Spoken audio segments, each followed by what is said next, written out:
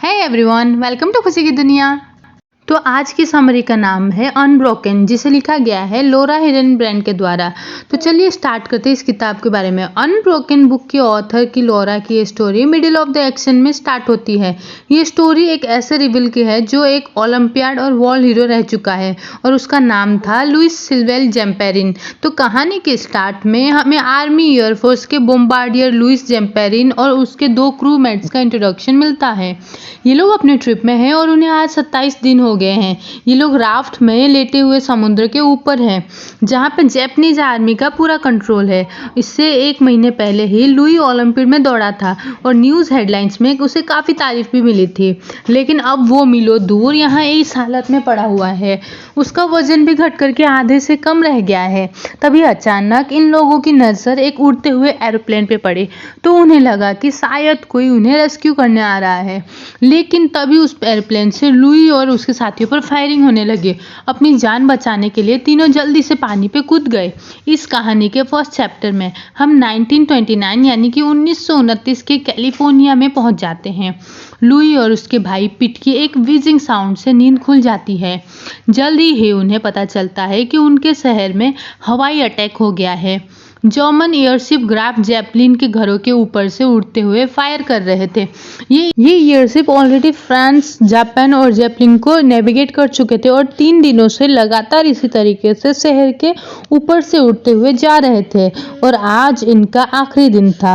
Louis जेम्पेरिनी New York के Olin में पैदा हुआ थे और उसकी फैमिली इटालियन इमिग्रेंट्स थी। बचपन से लुई रिबल टाइप का था और अपने स्कूल और टॉरेंस कैलिफोर्निया के गलियों में उसने बहुत एडवेंचर किए थे। उसकी फैमिली कैलिफोर्निया में इसीलिए शिफ्ट हुई थी क्योंकि न्यूयॉर्क के चिल्ड वेदर के चलते 2 साल के लुई को निमोनिया हो गया था। पिट लुई का बड़ा भाई था और उससे एकदम अलग था। वो लुई की तरह शरारती बिल्कुल भी नहीं था, बल्कि काफ़ी पोलाइट था और पढ़ने में भी तेज था। पिट को हमेशा ही लुई की टेंशन रहती थी क्योंकि उसे पता था कि कुछ बदमाश टाइप के लड़के लुई को उसकी शॉर्ट हाइट और इटालियन होने की वजह से तंग करते थे। लुई लोगों का खाना चुराता था, लड़ाई झगड़ा करता था और कई बार तो उसकी हरकतों से पूरे मोहल्ले में हल्ला मच जाता था। लेकिन लुई क्लीवर और भी ज़्यादा कॉन्फिडेंट था और वो इतना बोल्ड था कि किसी भी प्रॉब्लम से बड़ी चालाकी से बच निकलता था और अपने इस क्वालिटी के चलते वो इतने साल तक चली इस वॉर को सरवाइव कर पाया। उसके शहर की गवर्नमेंट ने कमज़ोर, बीमार और क्रिमिनल माइंड वाले बच्चों के लिए एक स्टरलाइजेशन प्रोग्राम चला रखा था। लुई का एक पड़ोसी इस प्रोग्राम का विक्टिम बन गया और उसे देख करके लुई इतना ज़्यादा शौक हुआ कि वो सुधरने की कसम ले ली थी। लेकिन इतना ट्राई करने के बावजूद वो सुधर नहीं पा रहा था। तब उसने टोरेंट से भागने के बारे में सोचा। अपने मेंटल स्ट्रेंथ की वजह से लुई जेम्पेरिन में हर मुश्किल हालत में डटकर खड़ा रहा। ये उसकी फ्लेक्सिबिलिटी ही थी कि बुरे से बुरे टाइम में उसने हिम्मत नहीं हारी। 1931 यानी कि 1931 की बात है। लुई को चाबियां कलेक्ट करने का शौक चढ़ा।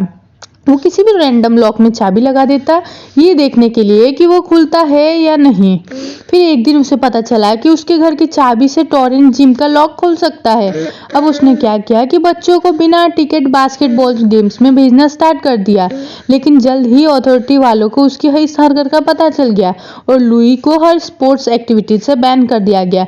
लेकिन पिट ने स्कूल प्रिंसिपल को मना लिया कि वो लुई को फिर से स्पोर्ट्स ज्वाइन करने दे। उसे लगता था कि लुई में टैलेंट है और वो एक अच्छा रनर बन सकता है। पिट ने लुई को एथलीट बनाने के लिए स्ट्रिक्ट ट्रेनिंग देनी स्टार्ट कर दी। लुई ने कई सारे रेसेस जीते और ऑल सिटी फाइनल में 5th पोजीशन में पहुंचा। हालांकि वो ब्रिलियंट रनर था, लेकिन उसे ना दौड़ना बहुत बोरिंग लगता था। उसे लग रहा था कि वो एक ही टाइप के रूटीन में फंस गया है। इस बात पर लुई की अपने फादर से लड़ाई भी हो गई, जिसके बाद वो अपने फ्रेंड के पास लॉस एंजलिस में चला गया। उसने डिसाइड किया कि वो कभी भी घर नहीं लौटेगा। लेकिन कई रात भूखे प्यास से सड़क पर गुजारने के बाद उसे अपने घर की याद आ ही गई। अकल ठिकाने आते ही वो घर लौट आया। उसने अपने भाई के सामने हार मानते हुए फिर से एक बार ट्रेनिंग स्टार्ट कर दी। ये 1932 यानी कि 1932 की गर्मियों की बात है। लुई की डेडिकेशन ने उसे एक ब्रिलियंट रनर बना दिया था। वो इंडियन रिजर्वेशन में ट्रेनिंग के लिए गया और जब वापस आया तो पैशन से भरा हुआ था। अब उसने अपने डेली लाइफ में भी रनिंग को इन्वॉल्व कर लिया था।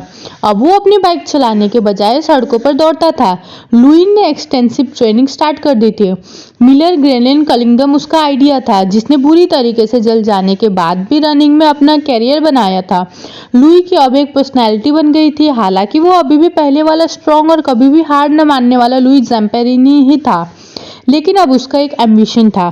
जूनियर कॉलेज में लुई क्लास प्रेसिडेंट बना। वो लड़कियों में काफ़ी पॉपुलर था। अब वो सब 5 मिनट माइल्स में दौड़ने लगा था। अपनी कम हाइट के बावजूद भी पोस्चर और ट्रीट से वो किसी टॉल बॉय का लुक देता था। वो रेस में काफ़ी तेज भागता था और यूसीएलए क्रॉस कंट्री रेस में उसने अपने कॉलेज कॉम्पिटिटर्स को काफ़ी मील की दूरी से हराया था। पिट के गाइडेंस में लुई शॉर्ट टाइम में ही एक एक्सीलेंट रनर के तौर पर फेमस हो गया था। उसने अब तक जितनी भी रेस की थी वो सब में जीता था। 1934 में उसने साउथर्न कैलिफोर्निया ट्रैक चैंपियनशिप की रेस हुई, जिसने लुई ने नेशनल हाई स्कूल माइल का रिकॉर्ड तोड़ दिया था। अपनी फास्ट स्पीड की वजह से उसका निकनेम पड़ गया था द टॉरेंस टोरेंडो, और टॉरेंस के लोगों के लिए वो किसी सेलिब्रिटी से कम नहीं था। लुई ने मेंटल इमेजिनरी की स्ट्रॉन्ग पावर थी, और साथ ही अपनी स्ट्रॉन्ग विल पावर की वजह से उसे किसी भी चैलेंज में हराना बहुत ही मुश्किल था। वो अब 1936 के ओलंपियाड में 1500 मीटर रेस के लिए पार्ट लेने का ड्रीम दिख रहा था। हाई स्कूल पास कर लेने के बाद अब लुई को अपनी यूनिवर्सिटी ऑफ कैलिफोर्निया में स्कॉलरशिप मिल गई थी, जहां उसका भाई भी पढ़ता था। लेकिन उसके भाई ने उसे कहा कि कुछ टाइम और ट्रेनिंग करो, उसके बाद कॉलेज ज्वाइन करना। लुई ने काफ़ी कोशिश की, लेकिन वो ओलंपिक टीम में सेलेक्ट नहीं हो पाया। फिर उसने काउंटेन ओपन 5000 मीटर रेस में हिस्सा लिया। इसमें उसका कंपटीशन एक प्रीमिसिंग रनर नॉर्मल ब्राइट से था, जो कि 1936 में उसने ओलंपिक टीम में भाग ले चुका था। पूरी रेस में लुई ब्राइट ने साथ साथ दौड़ता रहा उसके साथ, बट स्मॉल मार्जिन से वो रेस हार गया। यानी कि एक बार फिर उसकी विल पावर काम आई। उसने ओलंपिक फिर से और एक बार चांस देने का ट्राई किया। वो अपने ट्रायल के लिए न्यूयॉर्क गया। वो अपने ग्रेजुएट से पूरे हाई स्कूल को उससे उम्मीद थी, लेकिन न्यूयॉर्क में सब कुछ गड़बड़ हो गया। हीट वेव के चलते मैनहट्टन में 40 लोगों की मौत हो गई। सारे एथलीट्स डिहाइड्रेटेड हो गए थे और उनका वजन भी घट रहा था।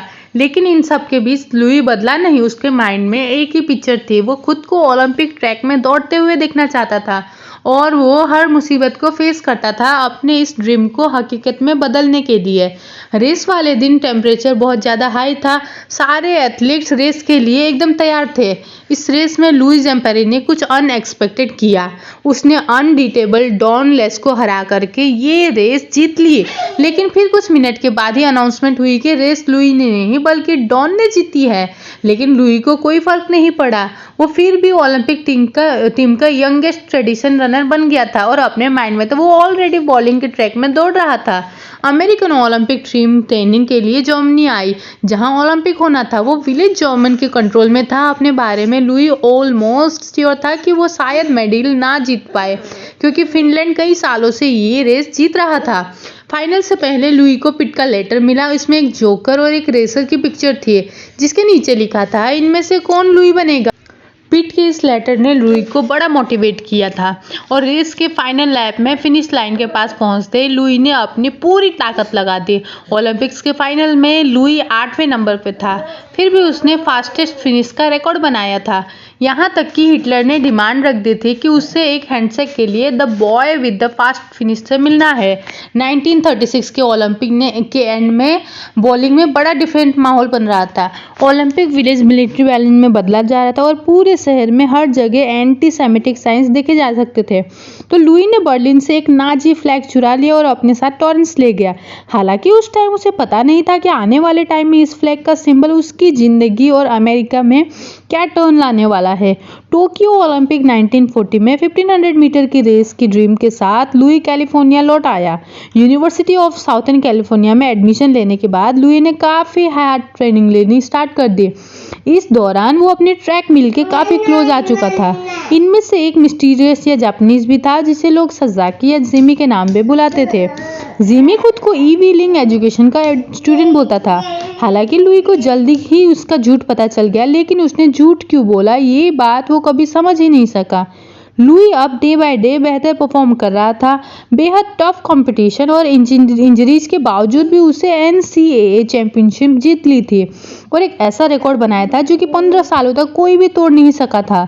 फिर जल्द ही वर्ल्ड वॉर 2 स्टार्ट हो गया। जापानीज गवर्नमेंट चाइना पर कंट्रोल करने की तैयारी कर रही थी। अप्रैल 1940 में जापान के चाइना को हारने के 2 साल बाद हिटलर ने पोलैंड को अपने कब्जे में ले लिया था। हिटलर की आर्मी का पूरा यूरोप में टेरर फैला हुआ था। सोवियत यूनियन ने हेलसिंकी के ओलंपिक स्टेडियम को बम से उड़ा दिया, जिसकी वजह से 1940 के ओलंपिक्स कैंसिल करने पड़े। तो इन सारे इवेंट्स का लुई की हेल्थ पर काफ़ी ज़्यादा डीप इफेक्ट पड़ा। वो अक्सर बीमार रहने लगा था। फिर उसने एक वेल्डर की ट्रेनिंग लेनी स्टार्ट कर दी थी। कांग्रेस ने ड्राफ्ट पास किया और लुई ने अपना नाम एयर क्रॉप्स में लिखवा लिया था, लेकिन उसे फ्लाइंग बिल्कुल भी पसंद नहीं थी। इसीलिए उसने ये वाली जॉब छोड़ दी थी और मूवी में काम करने लगा, जहां उसे एक्स्ट्रा रोल मिलते थे। हालांकि कुछ ड्राफ्ट के बाद उसे एक एयरफोर्स में बॉम्ब वार्डन की जॉब मिल गई। फिर एक दिन FBI को पता लगा कि जिमी उर्फ सास्की असल में एक जापानीज नेवी का एक बहुत ही स्पाई यानी कि जासूस था, जिसे कैलिफोर्निया में जासूसी करने और पैसे जमा करने के लिए भेजा गया था। इस बात के खुलासे के बाद पूरी दुनिया में पर्ल हार्बर पर अटैक की खबर फैल गई थी। लुई और पिट ने भी ये न्यूज़ सुनी, जिससे दोनों बहुत डर गए थे। लुई ने एयरफोर्स के बोम्बार्डियर के तौर पर ट्रेनिंग लेनी स्टार्ट कर दी थी। अब वो एक क्रू का मेंबर था जो द फ्लाइंग कॉफिन के निकनेम से मशहूर एक एयरप्लेन चलाते थे। फिर जल्दी ही लुई ने आर्मी फ्लाइंग स्कूल में ग्रेजुएशन कंप्लीट की, जिसके बाद उसे सेकंड लेफ्टिनेंट की पोस्ट मिली। उसकी दोस्त रेचेल एलन फ्लिस्पी, जो काफ़ी हद तक पिट जैसा लगता था। 2 नवंबर 1942 में लुई फिल्म के बाकी क्रू मेंबर एक प्लेन B-24 में बैठ करके वॉर के लिए निकले। ये लोग हिकम फील्ड हवाई में के स्टेडियम में थे। हालांकि लुई वॉर में नहीं जाना चाहता था, लेकिन एयरफोर्स में उसकी सर्विस एक तरह से उसके काम आई। लेकिन उसकी ट्रेनिंग डिफिकल्ट थी, लेकिन उसके साथ ऐसे लोग थे जो कि उसे सक्सेसफुल ही नहीं बल्कि उसे अपना बेस्ट करते हुए देखना चाहते थे। आर्मी बेकर की लाइफ इतनी इजी नहीं थी और लुई खुद को बेस्ट मिलिट्री मैन बनाने के लिए काफ़ी स्ट्रगल कर रहा था। उनके साथ डेरमेटी के 15 और ऑफिसर्स 15 और ऑफिसर के बीच वाटर फाइट होती थी। सब खूब बियर पीते, मिलकर के पोकर खेलते और मूवी देखने भी जाते। कुल मिलाकर के लाइफ काफ़ी कूल लग रही थी, लेकिन वो ट्रेनिंग भी इतनी ही मेहनत से करते थे। दिसंबर 23, 1942 में लुई और बाकी क्रू वेट ओटोल में जापानीज फोर्सेस में बॉम्बिंग करने गए। हालांकि उनका मिशन सक्सेसफुल रहा, लेकिन प्लेन की गैस खत्म हो गई थी। एयरफोर्स में लुई की ये फर्स्ट क्लोज कॉल थी। जनवरी 8, 1943 में लुई के 2 दोस्त पर्ल हार्बर के ऊपर ट्रेनिंग के लिए गए। फिर न्यूज़ आई कि प्लेन क्रैश हो गई और दोनों आदमी मारे गए। जो क्रैश में बच गए थे उन्हें शार्क ने मार डाला था, तो टोटल 10 लोग मर गए थे। इस खबर ने लुई को पूरी तरीके से हिला डाला था। उसे एयरफोर्स में आए अभी 2 महीने ही हुए थे और उसके कितने सारे फ्रेंड्स अब तक मर चुके थे। तो लुई को रियलाइज हो गया था कि आर्मी की लाइफ बड़े अनसर्टेन होती है। वो डेथ के बारे में बात नहीं करता था ताकि उसकी स्ट्रेंथ और विल पावर बनी रहे। म्यूजिक और अल्कोहल में वो अपना अकेलापन और दर्द भुलाने की कोशिश करता था। एक वो ही नहीं बल्कि पूरा अमेरिका दर्द और तकलीफ से जूझ रहा था। लुई ऐसे कई सारे मिशंस में गया, जिनमें से एक बार उसके प्लेन में 594 बुलेट होल्स आए थे, लेकिन हर बार उसकी स्ट्रेंथ उसको बचा लेती थी। इस इंसिडेंट के बाद जापानीज स्पेस प्लेन में नारू का बदला लेने के लिए आइलैंड ऑफ फुनाफुटी पर बॉम्बार्डिंग कर दी थी। काफ़ी लोग मारे गए, लेकिन एक बार फिर लुई किसी तरीके से बच गया था। 27 मई को लुई, फिल और बाकी क्रू मेंबर पैसिफिक ओशियन की तरफ गए, जहां उन्हें एक दिन पहले लापता हुए एक प्लेन को रेस्क्यू करना था। दोपहर के टाइम उनके प्लेन द ग्रीव हॉर्नेट में कुछ मैकेनिकल प्रॉब्लम आ गई, जिसकी वजह से प्लेन ओशियन में गिर गया। लुई बुरी तरीके से वायर्स के बीच फंस चुका था और प्लेन के मलबे के साथ ही पानी के अंदर डूबने लगा। प्लेन का मलबा तेजी से ओशियन बॉटम में जा रहा था। लुई ने बचने की उम्मीद बिल्कुल छोड़ दी थी और बेहोश हो गया। लेकिन तभी जैसे एक मिरेकल हुआ, लुई को होश आया और वो प्लेन के मलबे से बाहर निकला और तैरता हुआ ऊपर आया। लुई जमेरिन की लाइफ में ये घटना किसी मिरेकल से कम नहीं थी। उसे लाइफ ने एक सेकंड चांस दिया था। ग्रीन हॉर्नेट में प्लेन के बस 3 लोग बचे थे, लुई, फिल और न्यू टेल गनर मैक। उनके पास सप्लाई काफ़ी कम थी। 2 राफ्ट्स और न्यूट्रिशन पैकेट चॉकलेट का बस एक ही पैकेट था। तीनों राफ्ट के ऊपर बैठे रेस्क्यू का वेट कर रहे थे।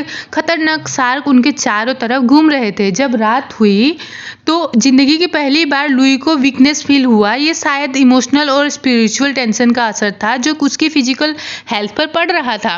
वो एक ऐसे प्लेस पे था जहां उम्मीद की कोई किरण नजर नहीं आ रही थी। फिर भी लुई बड़ी हिम्मत से एक एक दिन काट रहा था। उसके दिल में कई कई उम्मीदें की एक रोशनी थी। 28 मई को ग्रीन हॉर्नेट में मिसिंग प्लेन्स डिक्लेयर कर दिया गया। लुई फिल और मैक जिंदा रहने के लिए स्ट्रगल कर रहे थे। दिन में जब कोई प्लेन उसके ऊपर में गुजरते हुए उनको लगा शायद वो उन्हें ही बचाने आए हैं, लेकिन फिर उनकी उम्मीद टूट गई। फिर रात को बड़े दुख के साथ ये लोग उसी राफ्ट के ऊपर में सो जाते थे। 5वें दिन टूरिस्ट की खबर में फैल गई कि लुइस जैम्परीन मर चुका है, लेकिन लुई की मदर को ये बात पे बिल्कुल भी यकीन नहीं हुआ, क्योंकि पैसिफिक में लुई ने 2 बार अमेरिकन वॉर प्लेन्स को सॉफ्ट किया, लेकिन दोनों ही प्लेन्स इन्हें स्पॉट नहीं कर पाए और वे कई दिनों तक तीनों राफ्ट में ऐसे ही तैरते रहे। उनके पास ड्रिंकिंग वाटर भी खत्म हो गया था। अब उनके पास पीने के लिए कुछ भी नहीं था। एक रात तूफान के साथ जोरों की बारिश हुई। बारिश का पानी पी करके उन्होंने अपनी प्यास बुझाई और खाने के लिए जो भी था वो मैक खा गया था, जिसकी वजह से वो तीनों भूख से तड़प रहे थे। एक दिन उन्होंने एक चिड़िया पकड़ी और उसे मारकर कच्चा ही खा गए। फिर दूसरे दिन उन्होंने फिश पकड़ी और उसे खा ली।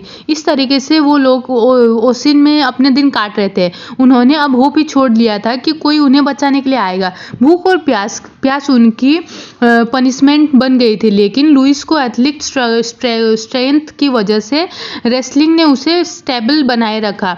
वे अपने दोस्तों से बातें करते रहते थे और उन्हें किसी भी सब्जेक्ट पर क्वेश्चन पूछता था, जिससे कि उसका और उसके दोस्तों का माइंड शार्प है। 27वें दिन लुई और उसके फ्रेंड्स ने आसमान में 27वें दिन लुई ने एक और प्लेन देखा। उन्हें लगा कि ये रेस्क्यू प्लेन है, लेकिन वो जैपनीज फाइटर प्लेन था जिसने उनके ऊपर फायर करना स्टार्ट कर दिया। इस अटैक से वो लोग किसी तरीके से बच तो गए, लेकिन उसकी अब रेस्क्यू की उम्मीद टूटती जा रही थी। उन्हें इस राफ्ट में 1 महीने से ऊपर होने को आया था। इस दौरान मैक की मौत हो गई और उसे वहीं समुद्र में दफना दिया गया। 13 जुलाई 1943 के दिन लुई और फिल को फाइनली एक आइलैंड दिखा, लेकिन वो उस आइलैंड तक पहुंच नहीं पाए क्योंकि उसी रात समुद्र में एक बड़ा तूफान आया। और जब तूफान थमा तो लुई और फिल ने फिर से आइलैंड तक पहुंचने की कोशिश की, लेकिन जापानीज आर्मी उन्हें देख चुकी थी। उन्हें तुरंत अरेस्ट कर लिया गया। दोनों की आंखों पर पट्टी बांध करके एक प्रिजन कैंप में ले जाया गया जो क्वाजलिन आइलैंड में था, जहां ये लोग वॉर प्रिजनर्स के तौर पर बंदी बना दिए गए थे। इस कैंप में लुई और फिल ने सब कुछ सहा, बीमारी भी और अब्यूजमेंट भी। दोनों को स्ट्रिक्ट इंटेरोगेशन सेशन से गुजरना पड़ा था। उनसे खूब पूछताछ की गई। उन्हें ये भी पता चला कि जो 9 मिसिंग मरीज थे उन्हें यहीं पर एग्जीक्यूट किया गया था। 26 अगस्त 1943 के दिन लुई और फिल को सारे कपड़े उतरवा करके और नहला करके एक शिप में बैठा दिया गया था। ये शिप योकोहामा जापान के प्रिजनर कैंप जा रहा था। उन दोनों को ओफोनार डिटेंशन कैंप पे, इंटेरोगेशन और डिटेनेशन कैंप पे रिवॉल्व रिजल्ट ले जाया गया। वहाँ लुई और फिल के साथ 200 और प्रिजनर्स थे जिन्हें जापानीज गार्ड और ऑफिसर द क्वैक टॉर्चर करते थे। उन्हें ये ऑर्डर भी मिला था कि अगर उन्हें अमेरिका या उनकी सपोर्टिंग कंट्री इन्हें बचाने जापान आए तो रेस्क्यू होने से पहले ही सारे प्रिजनर्स को मार दिया जाएगा। लुई उस टाइम हैरान रह गया जब उन्हें शासनिक को उन्हें वहाँ इंटरोगेशन में के तौर पर देखा। ओफुना कैंप के हार्श ट्रीटमेंट के बावजूद प्रिजनर्स के एक तरह की रेस्लिंग की फीलिंग आ रही थी। मार्च 1944 में उन्होंने जब कब्जा किया तो एक सबूत मिला कि लुई और फिल वापस जिंदा हो सकते हैं। लुई के फादर ने डिसाइड किया कि वॉर खत्म होते ही वो लोग लुई की तलाश करेंगे। 30 सितंबर को लुई को ओफुना कैंप से ट्रांसफर करके ओमोरी प्रिजन कैंप में भेजा गया जो टोयोटो से बाहर था। यहाँ लुक कॉर्पोरल मित्सुहिरो वाटामैन से मिला जिसका निकनेम था द बर्ड, और ये अमेरिका कैंप में डिसिप्लिनर ऑफिसर था। यहाँ लुक की विल पावर और रेस्टोरेंट टेस्ट होना था कि वो किस हद तक इमोशनल और फिजिकल अब्यूजमेंट बर्दाश्त कर सकता है। बर्ड उनका वेट कर रहे थे। उस टेरेबल लिविंग कंडीशन में बेहिसाब टॉर्चर के साथ साथ उनसे गुलामों की तरह काम करवाया जाता था।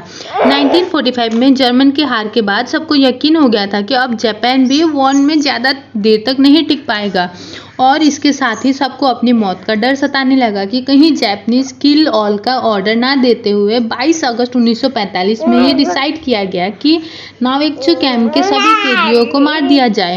एक दिन बर्ड ने लुई के संगत में एक बड़ा हैवी वुडन रखा। लुई से कहा गया कि अगर उसे ये बीन नीचे गिर गई तो उसे गोली मार दी जाएगी। अपनी स्ट्रॉन्ग विल और रेजिलेशन से लुई ने बर्ड को हिला दिया और पूरे 37 मिनट तक अपने सर के ऊपर में बीन को होल्ड करके रखा। इस बात से चिढ़ करके बर्ड ने लुई को इतने कोड़े मारे कि वो बेहोश होकर के गिर गया। 6 अगस्त 1945 को अमेरिका ने हिरोशिमा के ऊपर में फर्स्ट एटॉमिक बम गिराया और 20 अगस्त को किल ऑल से 2 दिन पहले जापानीज गार्ड्स कैंप छोड़ करके भाग गए और अनाउंस हुआ कि वॉर खत्म हो गई है। कैंप में बस अब कैदी बचे थे जो सेलिब्रेट कर सकते थे। 22 अगस्त 1945 के दिन प्रिजनर कैंप में खबर पहुंची कि जापान ने सरेंडर कर दिया। ये न्यूज़ फैलते ही बॉनफायर जलाकर का सेलिब्रेशन किया गया। सारे बिजनेस को वापस अमेरिका भेजने का अरेंजमेंट चल रहा था। तब तक उनके लिए अमेरिका एजेंट्स हर कैंप के ऊपर में सप्लाईज ड्रॉप कर रहे थे। तो फाइनली 2 सितंबर 1945 को जापान ने अपना फॉर्मल सरेंडर कर दिया और इसके 3 दिन बाद ही लुई ने नावेत्सु कैंप छोड़ा। वहां से योकोहामा और योकोहामा से वो लोग अमेरिकन बेस कैंप ओकिनावा जाने के लिए एक प्लेन में बैठे। ओकिनावा से इन वॉर प्रिजनर्स को वापस अमेरिका भेजा जाना था। ओलंपिक एथलीट लुई जैम्पेरिनी को देख करके बहुत से लोग हैरान थे कि वो अभी भी जिंदा है और घर वापस जा रहा है। मिड अक्टूबर में लुई फाइनली अपने शहर कैलिफोर्निया पहुंचा। जी हाँ, जहां उसकी जिंदगी धीरे धीरे वापस ट्रैक पर आ रही थी। हालांकि वो पोस्ट ट्रॉमेटिक स्ट्रेस और सफोकेटिंग एंजाइटी से गुजर रहा था, लेकिन एक नॉर्मल लाइफ जीने की उसकी कोशिश लगातार जारी थी। मार्च 1946 में लुई की मुलाकात सिंथिया एपलवाइट से हुई और उसके 2 हफ्ते बाद ही एपलवाइट फैमिली की मर्जी के खिलाफ दोनों ने एंगेजमेंट कर ली। मई में सिंथिया लुक से मिलने कैलिफोर्निया और दोनों ने शादी कर ली। इसी दौरान जापान ने वर्ल्ड को वर्ल्ड क्रिमिनल डिक्लेयर कर दिया, जो अथॉरिटी के नॉलेज के बिना ये सब एक्टिविटीज़ करता आ रहा था। लुक को अक्सर फ्लैशबैक आते और वो नाइटमेयर्स और एंजाइटी जैसे प्रॉब्लम सफ़र कर रहा था। फिर उसने शराब का सहारा लिया और अल्कोहलिक बन गया। अब उसने बर्ड को मारने का प्लान बना लिया था। बर्ड की तलाश में उसने पूरा जापान छान मारा था। सास्की और उसके जैसे कई सारे वॉर क्रिमिनल पकड़े गए थे। 1946 में वर्ल्ड अथॉरिटी से बच करके अपनी फैमिली से मिलने टोक्यो पहुंचा। अथॉरिटीज़ को एक पहाड़ी में डेड बॉडी मिली, जिससे उन्हें बर्ड समझ लिया था और वो जापान में डेड डिक्लेयर कर दिया गया। तो लुई और सिंथिया की मैरिड लाइफ की प्रॉब्लम अभी ख़त्म नहीं हुई थी। लुई ने कुछ इन्वेस्टमेंट किए जो फ्लॉप रहे थे। उसका अपनी लाइफ पे कोई भी कंट्रोल नहीं रह गया था। वो कहीं भी जॉब में टिक नहीं पाता था। अपनी इमोशनल फुलफिलमेंट के लिए वो शराब की तरफ झुकता चला गया। जब सिंथिया प्रेग्नेंट थी तो एक बार आधी रात को उठ करके वो उसका गला दबाने लगा था। सपने की हालत में उसने सिंथिया को बर्ड समझ लिया था। जल्दी ही सिंथिया ने डिसाइड कर लिया कि वो अब लुई के साथ नहीं रह सकते, इसीलिए उसे डिवोर्स चाहिए। ऐसा लग रहा था कि उसकी लाइफ के इस पॉइंट पे आकर के लुई ने हर उम्मीद छोड़ दी है। वैसे बर्ड जो था वो मंथ में एक बार चुक करके अपनी मदर से मिलने आता था। 1949 में लॉस एंजलिस में सिंथिया ने महान बिली ग्राहम का रिवाइवल अटेंड किया, जिसने उसकी पर्सनैलिटी ही बदल कर रख दी थी। अब वो एक डिफरेंट औरत थी। उसने डिसाइड किया कि वो अब लुई को डिवोर्स नहीं देगी और उसे भी बिली ग्राहम के पास भेजेगी। लेकिन लुई नहीं मानता था। वो कभी कभी मिड सर्विस में ही चर्च से चला जाता था। लेकिन एक रात बिली ग्राहम की स्पीच को सुनने के बाद लुई क्रिश्चियन बन गया। फाइनली उसे थोड़ी शांति मिल रही थी। उसने अपनी लाइफ और मैरिड लाइफ को फिर से पटरी पर लाने की पूरी कोशिश की। अपने टूर मेंटर से मिलने 1950 में जापान गया। उसने प्रॉमिस किया था कि वो अपनी लाइफ को गॉड के नाम कर देगा और पूरी लाइफ क्रिश्चियन सर्विस देगा। उसने अपना प्रॉमिस निभाया। एक मोटिवेशनल और इंस्पिरेशनल स्पीकर के तौर पर उसने वर्ल्ड टूर किया और 5 गेम से पहले ओलंपिक टॉर्च भी पकड़ी। 1952 में बर्ड अपने हाइडिंग से बाहर निकला जब वॉर क्रिमिनल्स को सजा में छूट दी गई। उसकी शादी हुई, बच्चे हुए और इंश्योरेंस कंपनी में जॉब करके उसने खूब पैसा कमाया। लुई जब टोक्यो में था तो उसने बर्ड से मिलने की कोशिश की, लेकिन बर्ड ने मिलने से मना कर दिया। अप्रैल 2003 में बर्ड की मौत हो गई और 1998 में लुई को टोक्यो ओलंपिक्स में एक फाइनल रेस करनी थी, जहां उसने एक ऐसे जापान के ओलंपिक टॉर्च पकड़ी थी जो ब्यूटी, लाफ्टर, पीस और जॉय से भरा था। लुई की रेजिलियंस और स्ट्रेंथ ने उसे ना सिर्फ वॉर में जीतना सिखाया बल्कि लाइफ में भी। तो इसी के साथ ये कहानी अनब्रोकन यहीं पे ख़त्म होती है। और मुझे लगता है कि हमारे लाइफ में भी ऐसे अगर हमने कहीं अगर सोच लिया है कि हम भी ख़त्म हो गए या अब कुछ नहीं हो सकता, तो आई थिंक ये स्टोरी आपसे कहेगी कि रुको मत, झुको मत, चलते रहो। मतलब इतना कुछ होने के बाद भी मुझे कहना पड़ेगा कि हम ना सब कुछ कर सकते हैं, सीरियसली। चलिए, ये कहानी आपको कैसी लगी और ये समरी आपको कैसी लगी, कमेंट बॉक्स पे आप सजेशन दे सकते हैं कि कहीं पे मैं अगर चेंज कर सकती हूँ कुछ तो, क्योंकि ये नई चैनल है और यहाँ पे गाइडेंस की बहुत ज़रूरत है। Thank you.